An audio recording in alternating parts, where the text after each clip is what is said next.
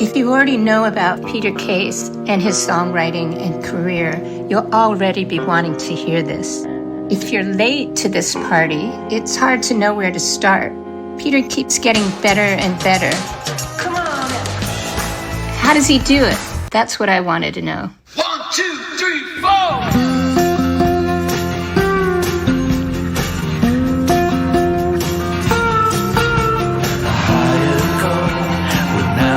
Who gets judged for real this time? A higher court will now decide who gets judged for real this time. And I'm all dressed up for trial. This is in Santa Monica, the day after he had played McCabe's in April of 2019. First the laughter, then the light. I'm there, gone and locked up tight where the cold wind blows. But we'll all meet again at the end of the long good time.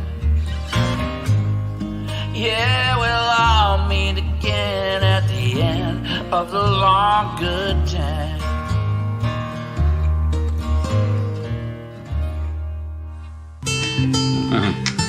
We're rolling. All right, what are we up to? Well, I have a lot to ask you. I'm not going to go through the normal stuff. We can get round to it where I say, how old were you when you wanted to move out of Buffalo and all that stuff? Yeah, we don't need to do that. Yeah, we don't need to do that. We can find all that on Wikipedia. Okay, good. So, having been the kind of artist that you were in the 70s and the 80s and the 90s where you had record deals and you were in these bands, at what point did you have the epiphany, I got to play solo? Let's see. I was playing solo in the 70s. And then I also sort of had a band that played on the street. Then I joined a real band that was like going to go out and play, and we went on the road, and I did 5 years in that band, 5 years in the Plimsolls. So it was like in 10 years, like really working in bands. Was that the Nerves? The Nerves and the Plimsolls. Yeah. The Nerves was like 74 to 79. The Plimsolls was like 79 to the first day. We were the first day of 79 to the first day of 85, and we packed it up. And then in 84, in late 83, I decided that I was gonna that I was writing these new kind of songs, and I was gonna follow that wherever it took me. And they just started to really come to me, and some of them happened after the tour we went on in 83, and then some of them I played McCabe's early January 84. Joe Nolte and I played over there. We did a show together that Harvey Kubernik just called out of the blue and set up. But he was right on it. He had an intuition about something. And I picked up on it and really wanted to do it. And so I did that show in January. And then with every intention to like completely go solo because the Plimsolls were foundering really. And I came back from a road trip all around the country that I went on. And the Plimsolls wanted to keep going. So I got the idea that I would just do this new kind of music with the Plimsolls and do it in the Plimsolls. But it wasn't really doable. And I felt, for various musical reasons, I think, and personal reasons too, but, you know, kind of musical direction type problems. And then I felt like I really had to commit one way or the other. Like these days, people, and before that too, really, people would have different aspects of what they did. For example, Neil Young would make Harvest, and then he would make a Crazy Horse record or something. Or other people, you know, Bob Dylan went electric. I guess that really fried everybody's mind. But then he did John Wesley Harding or something. But there's other people that span both those things. And I always thought that I would be able to, as a kid, just do everything. But in 84, you couldn't. It felt like you couldn't. I had to make a decision. And really to go solo and to do it for real, you felt like you really, to have the credibility to put the songs across and all that, you couldn't just seem like you were You could, but I didn't want to. It seemed like I was a tourist in that area. I decided I had roots in that area that that I really wanted to get to, that I'd been through before. I really grew up on that kind of music. Really, when I played those rock and roll bands, that was a bigger aberration in my life, in my music, than the switch to playing solo, because it's a different kind of songs that we were doing in the Nerves and the Plimsolls, and they're real minimal, and the words are sort of like really, in a way, they're like just like these things, they're like musical objects or something. Like that's what we were doing in the Nerves, and the words were like important, but they were minimal. Maybe even more minimal than the Ramones were or something. They were really minimal in the Nerves, and so to get into doing that kind of music, I learned a lot doing it, and I learned a lot about music, and I learned about being in bands, and then I decided I wanted to have the Plimsolls, which was going to pick up where the Nerves left off and just blast off and to be able to do a much more aggressive and successful live show than the Nerves did. Because the Nerves could really write songs and play and sing, but we didn't have the great live shows. I mean, some people liked them, but in my opinion, that was our weak link. And so the Plimsolls, I wanted that to be our stronger link, and so we did that. And so I was trying to combine the songs of a band like the Nerves with, the aggression of a real rock and roll band or whatever. Aggression is probably not the right word, but presence, rock and roll projection. Mm-hmm. And power. Yeah, power, but also just projection and like an intensity and a commitment and I used to go out to these clubs in Buffalo when I was a kid, and like these bands would come out. And it was almost kind of a macho thing, These bands would come out and Spoon and the House Rockers, on Elmwood Avenue in Buffalo, and Spoon would like get off his shift at the Ford plant, and he was a blues singer, and it was like a black and it was an integrated band, with African Americans and Italian Americans, and a weird combination that you get in Buffalo, and it was very powerful in the clubs, and I learned a lot from just being in the room with that. And that's a lot what the Plimsolls were about. It was like that feeling that I used to get from those kind of bands. It got in my body when I watched those bands. Like, I just really would go out and just try to send it, And so that was an aberration. It was, because it was hard for me to write songs for the Plimsolls and for the Nerves. Like, I don't know, it wasn't hard, but it was like I would write a lot of other things and then have to throw them away because the styles of the bands wouldn't incorporate it really. And especially in the Nerves, like where you had to get the songs past the leader of the band, which was Jack.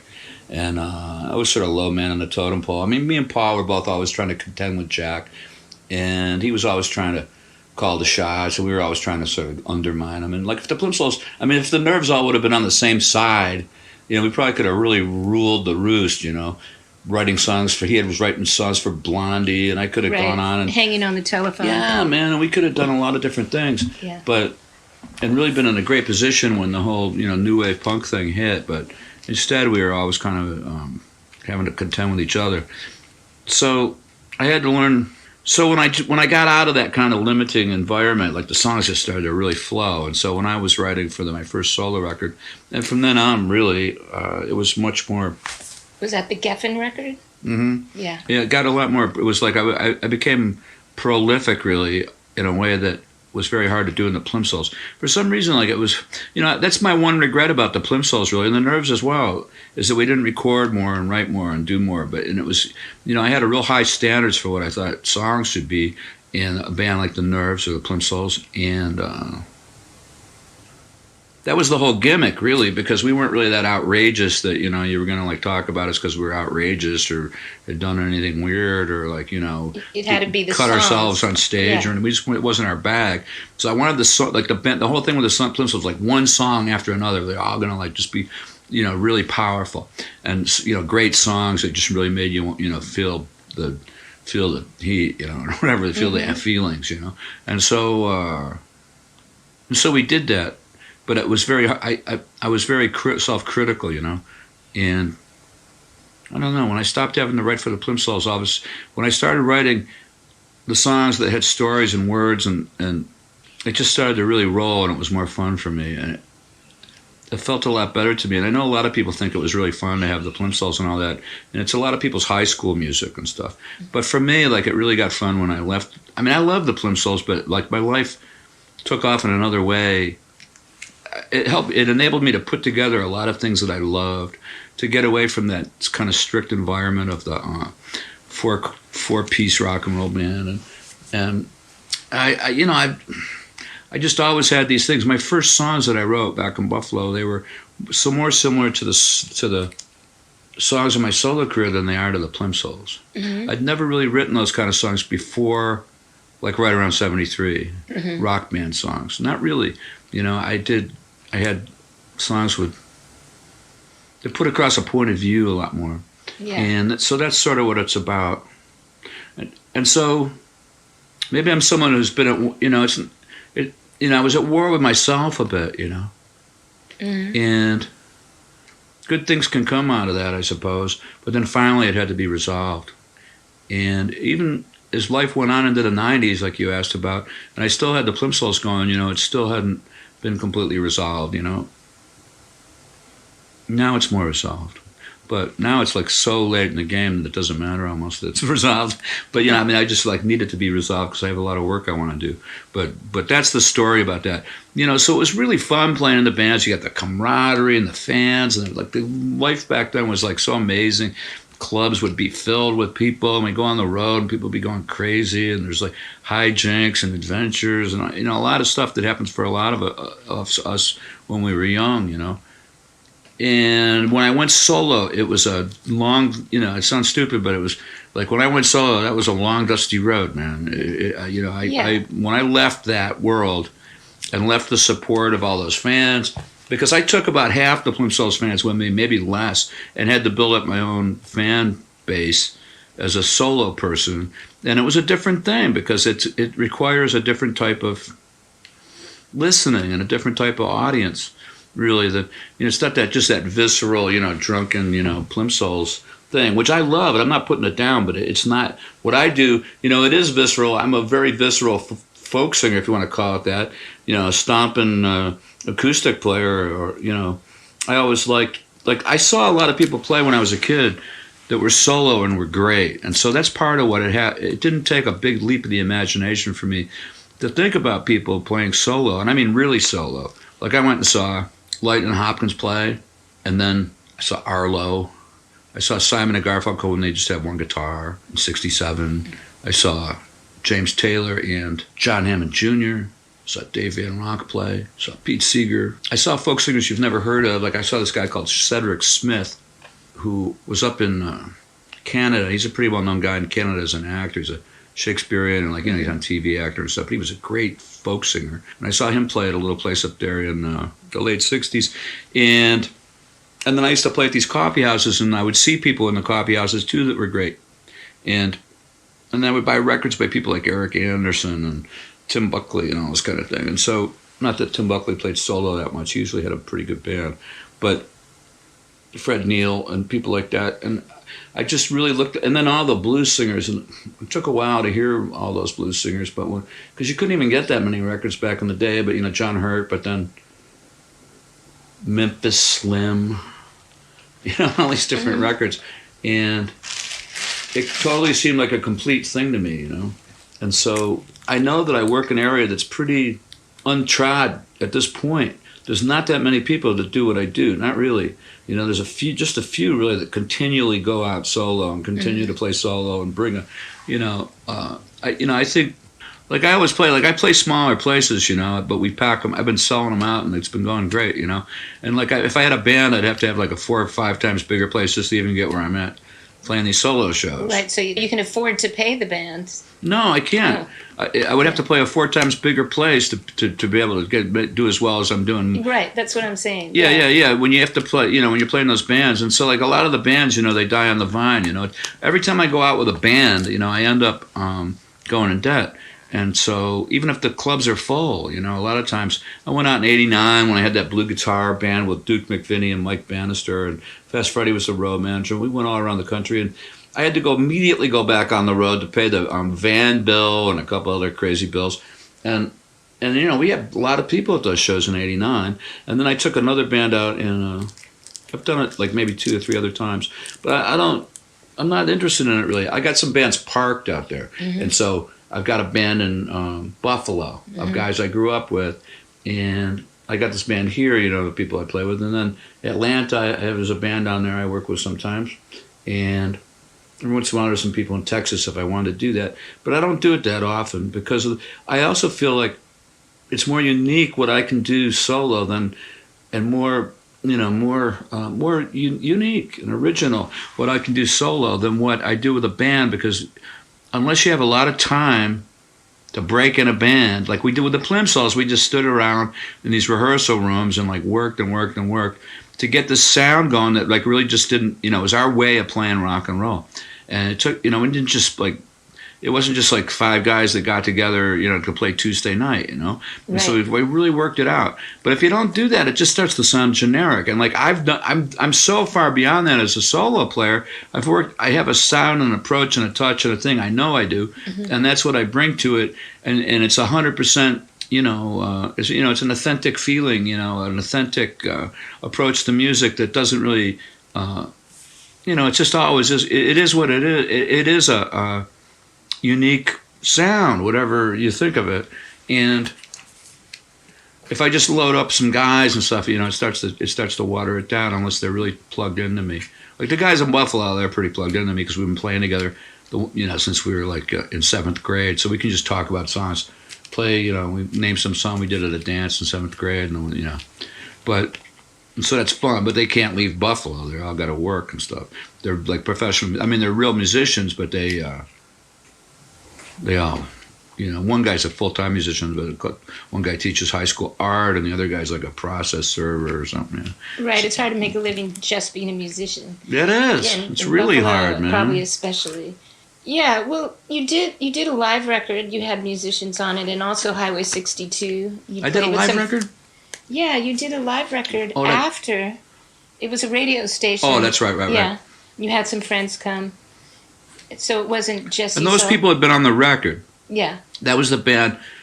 Most of the people on that, just about everybody on that thing had been on the record.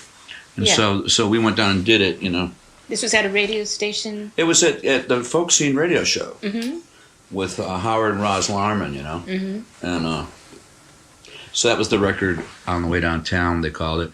And that was like kind of like a gift to me because I needed to have a record and I didn't know what I was going to do. And then all of a sudden this record showed up and the Omnivore bought it from them for a certain amount of money and told me that they were putting it out, so. I see, it's an Omnivore record. Got it. You talk about playing solo. The whole other thing that's changed, I know it's late in the game, of course, it's late in the game. It feels like the music business kind of had its arc, and then those of us that still care to be musicians are just going ahead anyway, in spite of the way things have changed. But one of the major things is you've got to market yourself all the time. You've got to get people to those gigs. You can't just say you're going to play. You got to be doing social media, and how do you incorporate that aspect, which has nothing to do with those blues singers, that you saw. Nothing to do with what? It's nothing to do with those blues singers you originally saw, Well, they had other problems, I mean, everybody's got their problems, and like if you study those blues singers, like, they were like, it wasn't just a free, wide open highway for them. They had to like get an apartment with a view on the street so they didn't get picked up for vagrancy and get forced into a chain gang and have to go out and pick cotton or, what I mean? Or like they would, get in dice games, and all sorts of other things. I mean, you study like Honey Boy Edwards' book and these people, and like, so like for them to make it, you got to hustle to survive. And so in one way or the other, it's going to get you, And so, That's fair enough. You're saying it's just a different flavor of hustle, basically. You just got it. You always got to, like, like if it's not one thing, it's another. Like everything, these days, everything's a hustle, and so you can't, just every single thing, so, if you want to stay in it, like I know Robin Hitchcock and we talked about it and different people, it's your day job as a musician. You got to take care of the hustle. And so that's just the way it is. And when it was in the Plimsolls, it was. I don't spend 8 hours a day doing it. I'd spend more time doing music, but I definitely. And then I goof off, and I feel like I'll goof off for endless amounts of time, and then feel like, oh God, I got to get something done. I'm more like one of those French guys. They say in France, like the people only work like 10 hours a week, but they really get a lot done in like the few hours they work, or they just work a few. You ever seen that rap? And I'm kind of more like that, because I spend a lot of time working on music and reading stuff about it and writing and playing piano. And I play piano at a church, and I do a lot of different things that like are musical. And then I begin to feel guilty that I'm not hustling hard enough. And sometimes I go on the road, and if I haven't done it that much, but I also have a guy that manages me, and he does some of it, but he doesn't like to do it that much either. And he's managing a few people, so nobody wants to do it, but it could be fun too. And I got friends out there. It's a network really. One of the things that happens is that at this point, you create your network of people out there, and you can reach out to them, and there is a lot of help. It's not like pushing a rope. You get a lot of pull out there, Mm-hmm. and so that's good because pushing a rope's hard. The '90s was like pushing a rope. The '90s was the hard period for me. That was the early '90s. It was brutal, man. And that was before I learned how to do any sort of social media or the internet. And it was after the music business had dropped my hot potato. And so I was, caught between two scenes, Mm-hmm. and it was very difficult. And you'd be out there on the road and like, I don't know, Big Head Todd or, opening for some band like that or something. And just a lot of brutal interfaces with audiences that didn't know what was going on. The late '80s was a little like that, though. I was still on the major label at that point. You forget when you're on those labels. As you well know, you get that feeling of wind in your sails that even on a failure, you're doing a lot. There's a certain amount of momentum that happens on those things that just not anywhere anymore. And so, How do you feel like if somebody came along, a major record company, would you even trust them or? I'm not even really interested. It doesn't, it would have to really be a sweet thing, man, because it would just, I've had a couple run-ins with different things like that, and it would have to be a real sweet thing because I don't need a disruption of the clubs I play or the things. The records, we could do better with the records, and so I am looking around, but. In terms of the way, we'll take you on, but you got to take a band out touring or something like that. I'm not really interested. Right. One thing that's I'm not interested in really getting on the gravy train at this point. I'm already on, the Case train for we're just on our way, doing our thing. So it's about my heroes when I was a kid were poets and blues singers, and to be in that league of people doesn't take you to clear any bar. And you don't have to, in my opinion, hit any chart or sell any certain number of records or have a certain label or anything. Mm-hmm. All you got to do is that's what you are. You're going to do this thing, and now you're one of the, you're one of the gang. You're one of the people, and everybody wants to figure out what their place on the totem pole is or something, but really. My heroes were blues singers and poets, and a lot of them were unknown, and a lot of them lived their whole life making beautiful things happen in relatively austere conditions. And so, that's my compass point, and that keeps me sane. Yeah. In the face of it all. I just read this really interesting thing. There's this book here by this guy, Bill Berkson, mm-hmm. And he's a poet, and he worked at Black Mountain College. He was one of the guys, the main guy that set that up. He's a painter and stuff. And Bill Berkson, they asked, well, what about the economy of the poetry world? And he goes, well, it's an economy of energy. It's not an economy. It's not a financial economy, really, being a poet. Like the thing I'm doing is not that austere. It's not that as difficult as being a poet or something. But there's an economy of energy or an economy of enthusiasm or an economy of spiritual economy. And that's really what you're working in. Because the other thing is elusive and demanding.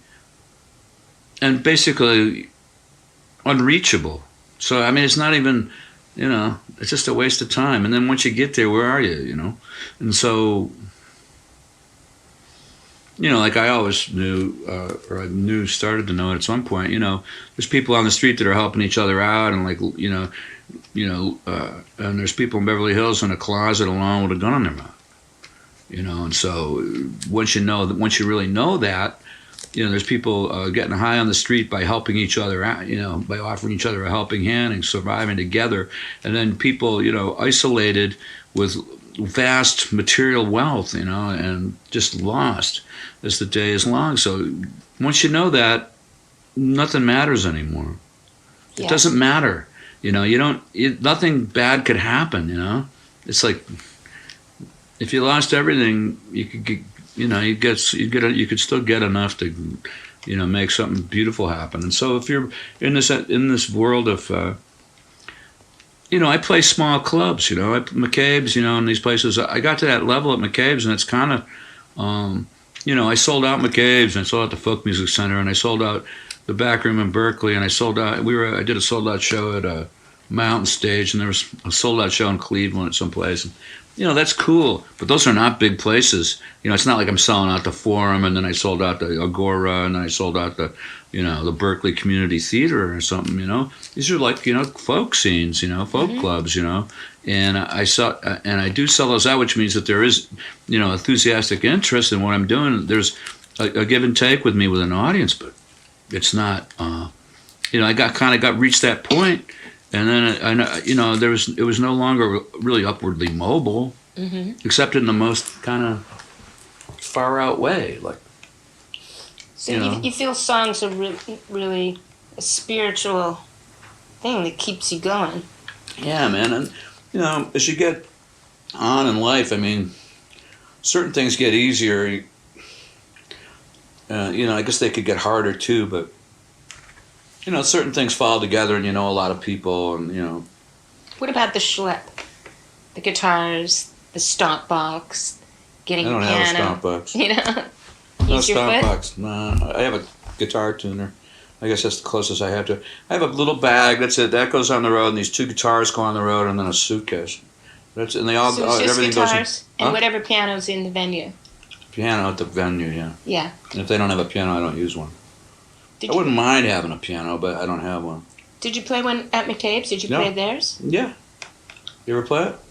I've not played that one. They usually recommend not playing that one. That what? The one they have shoved off to the side of the stage. That's a great piano. Everybody plays that piano. They tell you not to play it. You should always play it. I've been told not to play it at times. Well, definitely play it. It looks way cooler than bringing a... Don't ever bring anything to McCabe's like that. You got a great piano there. I play the pianos all across the country. There's a lot of terrible pianos, but they're all good in their own way. You learn different things on different pianos. I mean, listen to like Monk on Blue Note or something. If you got perfect pitch, watch out, because some of those pianos that they gave him aren't the greatest. But it's in the, like we say, it's in the fingers. So Yeah, they talk to you, pianos. I think where they've been. Yeah, man. They come through. And of course, every once in a while, you play one that's just like superb. They have one at the back room in Berkeley. It's like one of the best pianos in the country. It's like a Steinway in this like little bitty club, and the guy he had a Steinway, and so he brought in this Steinway. It's a bright Steinway, and it's really nice. It's great, and it's a great one. Every once in a while, it's like crap, but usually like the worst stuff you play is like something like they have some sort of digital piano. So you go through the board, or do you use an amp? What? You're playing acoustic. You're doing. I go through the board. You go through the board. So yeah, you're traveling pretty light. That's great. Oh yeah, I used to put a DeArmond in that thing and take an amp. I got sick of that. I got tired of putting a DeArmond in the sound hole. I like the DeArmond, but it sounds good through a tremolo. When I record, sometimes I put it in there and I run two signals, like one off the mic and one through an amp from another room. But yeah, I just play those things. Yeah, I travel pretty darn light. That's right. I'm only taking one guitar to England. I'm taking that thing. And this guy's going to loan me a Jackson Browne model Gibson. So, I don't have to take a guitar. So that's cool because it's hard to fly over there with all that junk. And so... it's about the songs. It's about the songs and the singing, and it's about the performance, and it's about You know, ambition could get out of hand if you just have ambition for yourself. But if you have ambition for your songs and for your audience and for your performance, that's okay. You know, they taught me, that's what I learned. You know, it's okay to have ambition for the songs. And then there's like a whole thing you got to do to really put songs across live. You can't just, you know, they somehow have to come alive in a gig. So you got to like let them have their own kind of breathing area. You know, they got to have their own kind of way to warm up and stuff. You know, like you got great songs like, you know, like those things are hard in Louisiana. You know, but you were coming up with like some real hooky songs. You know, and then like, you know, one of the tricks at that thing seems to me to like extend your songs maybe on the front. Extend them on the front? Yeah, like groove them, you know, so that like, you know, you pull people in or find a way to, you know, that's always the challenge, you know, in a live thing, or especially when you're playing for strangers, is to pull people in, you know, to get them onto your wavelength if they don't really know what you're about, or even especially sometimes if they do know what you're about. You know, you have to surprise people, and you have to come in under their defenses or over their defenses.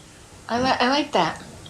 I like that. Yeah, you got to throw them a curve. You know, it's like baseball. You got to throw them a, you know, backdoor slider, you know, or something. You know, you gotta have a, you know, you got to have a change up or something, you know, to something simple to hang on to. Yeah, and like, you know, the two things like singer-songwriters usually neglect are singing. They don't pay much attention to singing, and then they neglect groove. But if you see John Prine, you know, he's got like just like a killer. You know, like even when he used to play those solo shows, you know, I just went and saw him play solo with that theater over on Highland or whatever it is. Mm-hmm. He came through with Nancy Griffith like in the '84, I think it was. Mm-hmm. And me and Bob Forrest went down to it, and he was just killer, you know. And he just played guitar alone, and he just usually doesn't even finger pick it, but just kind of like strums it, and it was just such a powerful groove. Like music's got to have a groove. Like there was this one period where singers would come to, guys would write songs, usually it was guys, and it was in the 90s, and they would, here's my songs, and they'd give you an album, and there wouldn't be any rhythm on the record. It'd just be these really dour, you know, ruminations on really heartbreaking topics, but without any groove, man. Like, that's the whole point of blues. Like, blues doesn't make you sad. Blues is music that's supposed to lift you up, you know. It has a, blues isn't like people, oh, blues is depressing. Well, blues isn't depressing at all. That's the whole point of blues music, you know, is that it has an energy and a power that, like, it may feel bad. You know, you may be talking about feeling bad, but, you know, it feels so good to feel that, to talk about feeling bad like that it's not even a problem. And so, or it is a problem, but, you know, it's part of survival. And that's the same with all this kind of music. Now, blues is gone now. There's no way to play blues anymore. But we're all playing our own kind of blues, and you've got to have, but I know you know that because I've heard you play. Like you create these almost, you know, your music almost like needs to be, you know, Philadelphia with, you know, Phil Spector or something, because, you know, you create these like instant productions, you know. Like, I mean, that's what you were doing at Louisiana. Yeah. Like a production, like instant. You know, somebody was telling me that, I got a friend, he told me that Bob Crew, you know that guy, right? Yeah. He's gone now, but he told me that, like, there's a party trip. Bob Crew used to go to parties. Mm-hmm. And I think it was out here, and they go, come on, do your thing, you know, and he go, okay. Because, like, I want all the people over here to, like, you know, clap on 2 and 4, and I want you people to stomp on 1 and, you know, double stomp on 2, and then I want the people, you know, over there by the bar, I want you guys to, like, every time I, like, raise my hand, I want you to go, you know, doobie, doobie, doobie, or, you know, whatever it was, and he would create this whole, he would produce the party to make this incredible hit record-sounding thing, you know. And I heard a similar story about Dion when he wrote Run Around Sue. Mm-hmm. I think it's Run Around Sue. And what happened was they went to a party, and he went to a party in Brooklyn, and he got like, whoa, oh, oh, oh. He got everybody doing that and clapping hands, yeah. And they just had he came into this party, and everybody was partying, all his friends, and they just had this big party trick where they just got the whole party. And they said, like, the record was never close to, like, what had happened that night at the party, you know what I mean? And you know, that's sort of like a thing, like, you can do that with audiences, and I've been doing it lately with this song I got. You know, I'm more into it than I've ever been, really, that kind of producing the room to make it sound like a rock record. Because, you know, I like that more than I like rock records. I like the sound of, you know, that kind of percussive sound of people getting involved, you know. It's like church, really. That's what they're doing. Yeah, it is exactly like church. It's what they're doing in church bands. I've been playing at the John Coltrane Church in San Francisco. It's I haven't played there now for a little while because I've been on the road. I hope I could still play there when I finally get off the road. But it's been great. Yeah, I play like 2 or 3 hours every Sunday with these people, and we do like Love Supreme. And I'm the piano player, you know. Yeah, I sort of grew up in that position a bit because, you know, I'm not really studied at that. Do you know covers? Did you grow up learning lots of covers, and throughout your songwriting life, have you played covers? Yeah, I grew up playing covers, and so You still know them? You still know a lot of songs? Oh yeah, I mean, when I was a kid, like to play a gig, you had to know how to play Midnight Hour, Knock on Wood, Mustang Sally. You had to know some Beatles. You know, you can't do that maybe, or Gloria. You had to play Gloria. We did all those songs, and then we did stuff like there used to be a song called "Do the Hump" that we used to always do that you had to do in Buffalo. It was a popular song by a local band called the Invictas, and so girls would come up and go play the hump, and they would have it like, you know, and then things like that, and so like we would do all covers, you know, and later on, you know, I kind of left that world as Led Zeppelin was coming in, and so the last cover, I was in a band and we did some. You know, kind of stuff like that. I remember being in one band. We had Laura Nero covers, but the last band I had, we did. You know, the set was like Money, Dizzy Miss Lizzie, Rumble. We used to play some stuff by the band, you know. And I was a piano player in that band. Everybody would leave the stage, and I played Rumble. And we played all high school dances. That band was called Pig Nation, and we played all covers and maybe 1 or 2 original songs that I wrote. And then as a folk singer, I played covers too. And so, you know, we had this one group that we used to do Leonard Cohen, and we did Incredible String Band. We had this one group, and then we did a very cellular song by Incredible String Band, which is like a 15-minute, like, you know, psychedelic extravaganza. You know, we'd play Morning Dew, and, you know, I mean, a million things, you know? Right. Covers, you know, and then we would play, you know, the Plimsolls played tons of covers. But before that, you know, I came from that background, too, of playing in bars here in L.A., so the Plimsolls got together out in El Monte at a place called Doug Sugarmeyer's The Place, and then it was just called The Place. And there was only 2 places to go in El Monte at that time. One was the bowling alley bar, and the other one was The Place. And if you got the people at The Place were all people that had been 86 from the bowling alley. And so it was really a nuts place. But we would do 5 sets a night, 3-4 nights a week. That's crazy. $100 a man, all you could drink. And that's how the Plimsolls got together. And the songs, we were backing up this blind guitar player named Doc Holliday. And Doc would play, he was a Ricky Nelson specialist. But he would also play Waylon and, you know, Waylon Jennings songs. And he did a lot of Elvis too. And then I would sing, and I was doing like Polk Salad Annie, and, you know, we did some Hank Williams, you know, all this kind of stuff. And you learn a lot about life by playing for dancers and playing at dances and playing covers. And then after that, you know, blues covers, all kinds of covers. And so I've always played other people's music. At one point, I could play the whole first Bob Dylan album in order. You know, I could come into a folk club and play just play the whole record if I wanted to, you know. And when I played on the street, I did mostly covers when I first got to San Francisco, you know. And I had a weird combination of like blues and sort of like Brill Building stuff. So I was doing like, I knew a lot of blues songs, John Lee Hooker, you know, Stranger in Town, and but then I was also doing like Heartbreak Hotel, and I did Spanish Harlem, Save the Last Dance for Me. And it was crazy, and I had these groups and we'd play on the street. There's a movie of it, you know, and then I really got into reggae. I got into Bob Marley, I saw him play in '74, I think it was. But I thought I was going to be a reggae singer in '73. I was only 18, and I learned Harder They Come and all that kind of music. Not all that kind of music, but that song and other songs by him. I always knew a lot of Bob Dylan songs. I once opened for Jimmy Cliff at the Roxy when I was 18. Did you? Yeah. Did you open? Yeah, I was literally at the top of the stairs there with all of them saying, "You got to come to Jamaica." It was a crazy pairing. Yeah. Wow. Yeah, he's great. I tried to get into the Fillmore to see him on this last tour, and I couldn't get in. It was sold out by the time we got there. Love Jimmy Cliff. Man. Yeah, that movie was so great. I saw that movie over and over again, you know. And what a great movie. What a great person, you know, vibe he had. I saw the very first Marley gig on the West Coast. Like, I think it was his second gig in America. He played Boston, and then they flew to San Francisco. And I was on the street, and these guys came running out, and they go, "Peter, you got to come out." I had this other guy, Danny, that I played with, Peter and Danny, and we used to go up and play, on the street all the time. And these guys came down and knew that I was into reggae. You got to come up there and see these guys at the Matrix. And so they were playing a lot. They were coming to California a lot in the late 70s, I think. Yeah, this was like 73 or 4. It was like it was earlier. This was their first gig in California. So we went in there, and it was like at the Matrix Ballroom, which was not turned into the Keystone. You ever played the Keystone? Mm-mm. And we used to play there all the time. They used to call it the Stone. But before that, it was the Matrix.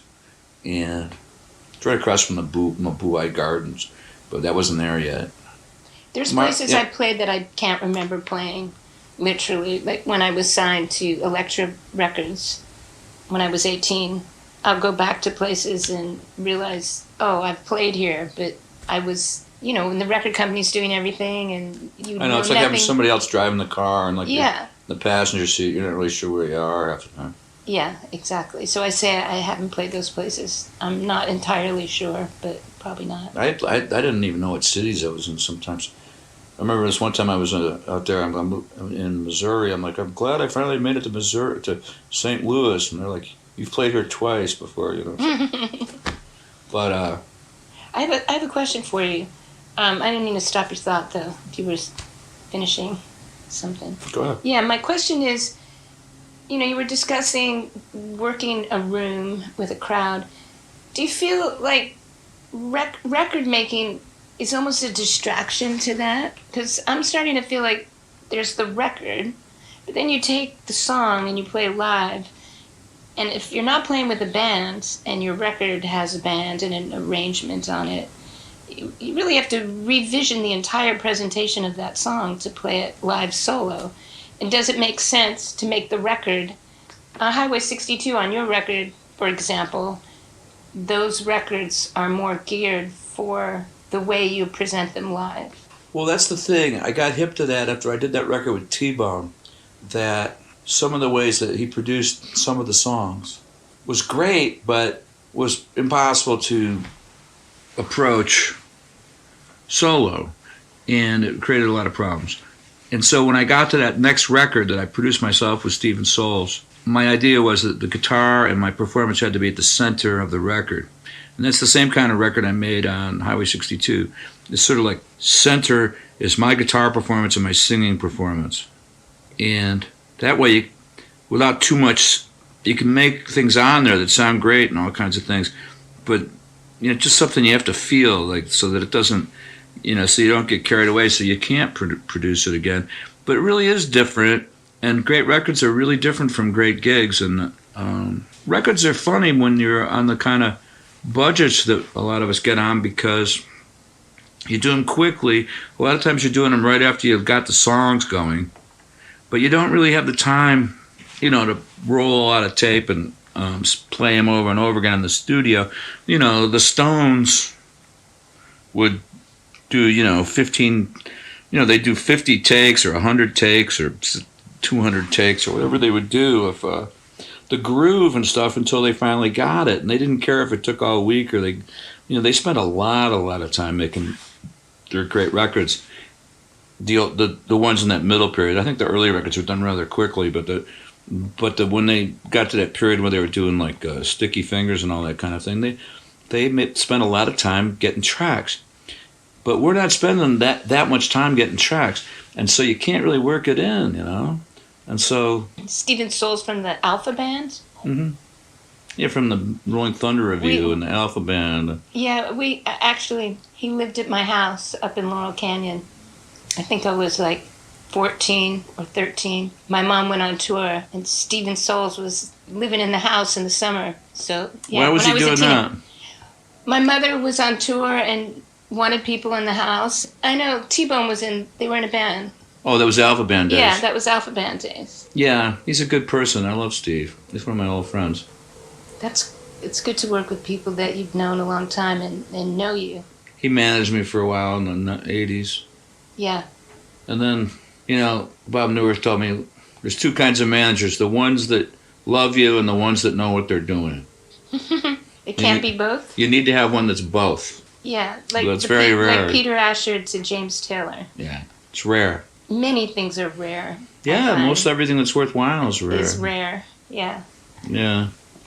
So, I guess life's kind of rare when you look at the whole universe. So that's the deal. Yeah, you got to figure out a way to make records, and you got to figure out a way to play live so it works, and figure out a way to get people to come in, and figure out, you just got to find your way. Prayer helps, candles, voodoo candles, praying, getting on your knees, going to church, reading books, taking notes, carrying around, piece of lucky stones, and only working on music that That's key. The only working on music part, the saying no to all the distractions that fill up life. Yeah, but you can't.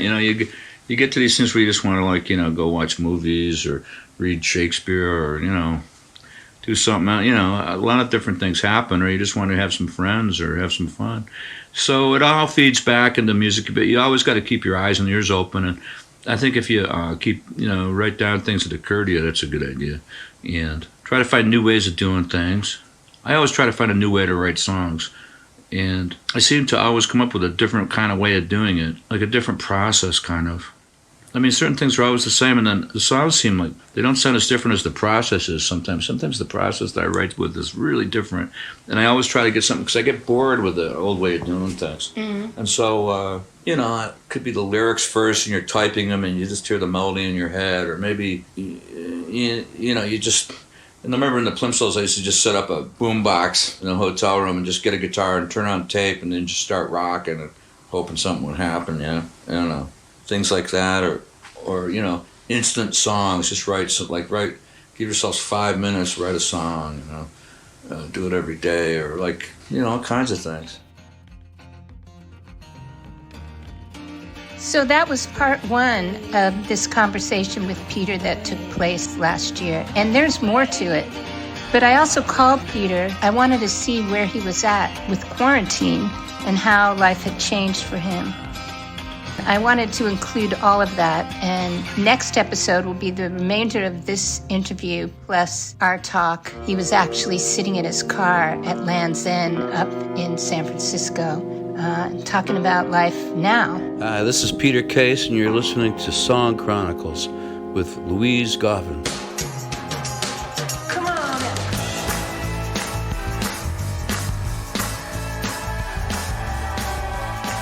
Tune in next week for part 2. And thanks for listening.